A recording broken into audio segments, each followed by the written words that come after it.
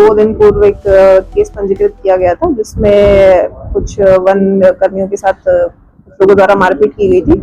उसी क्रम में उन लोगों से कुछ नकली नोटों की बरामदगी हुई थी। उनकी जब इसी केस में फर्दर इन्वेस्टिगेशन की गई तो पता चलता है कि उनके और भी साथी इन्वॉल्व है। इस संबंध में जो कोतवाली श्यामपुर द्वारा फर्दर इन्वेस्टिगेशन जाके जब की गई तो पता चला कि 3 लोग अन्य जो बिजनौर के 2 बिजनौर के और एक श्यामपुर का रहने वाला है, वो इस तरह के फर्जी नोटों का प्रिंटिंग और ये करते हैं। उन्हें सूचना मिली कि ऐसी गाड़ी से उनका ट्रांसपोर्टेशन किया जा रहा है।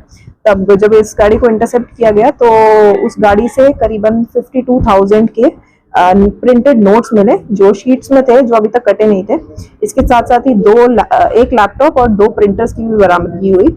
इनके द्वारा जो नोट्स होते थे उनको बेसिकली हाई क्वालिटी से स्कैन करके उनको प्रिंट किया जा रहा था एक बहुत ही प्रॉपर पेपर पे, ताकि उनको वो एक फर्जी करेंसी को एक एक्चुअल यूज में यूज कर पाए। इसके साथ साथ ही ये जो हमारे जो तीनों लोग आरोपित हैं, इनका नाम है, एक तो गुलजार है, एक शिवम है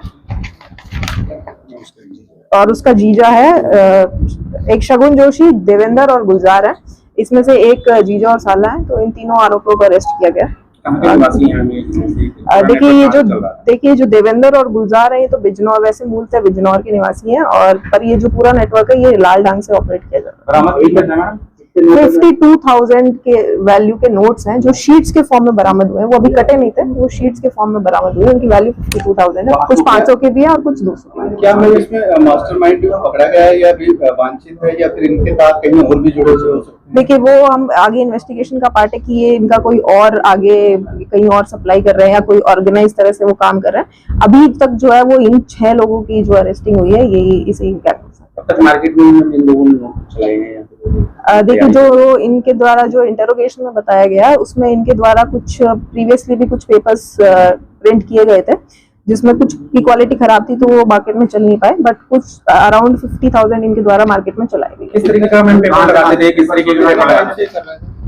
देखिए, ये जो पेपर है ये लोग जो काफी अच्छी क्वालिटी का पेपर यूज कर रहे थे, जिससे उसको डिफरेंशिएट कर पाना बड़ा ही मुश्किल हो पा रहा था।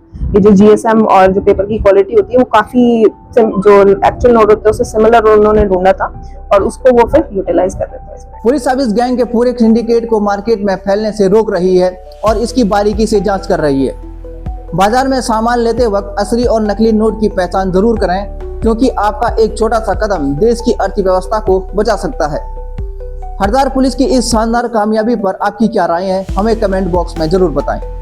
उत्तराखंड और देश विदेश की ऐसे ही इन्वेस्टिगेटिव और सच्ची क्राइम स्टोरीज के लिए हमारे पेज को फॉलो करें और यूट्यूब पे है तो सब्सक्राइब जरूर करें।